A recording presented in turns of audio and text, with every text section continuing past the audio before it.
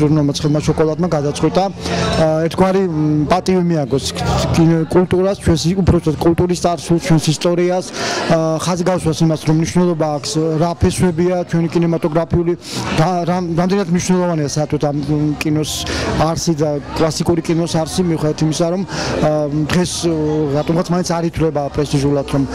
კინო კლასიკას ხელახლა გადაავლის თვალი განსაკუთრებით ახალგაზრდათაობამ. მე მგონია, რომ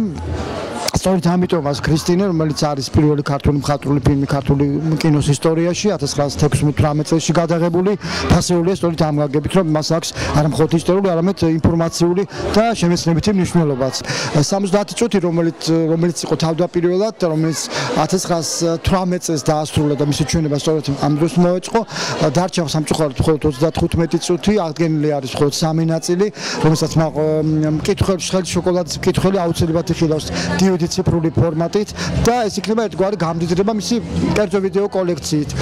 თუ თქვათ შემდგომშიც შეიძენს ცხელი შოკოლადის მომდევნო ნომრებს, იქ აღმოაჩენს სხვა ქართველი რეჟისორების აღდგენილ ფილმებსაც, რომელიც ასევე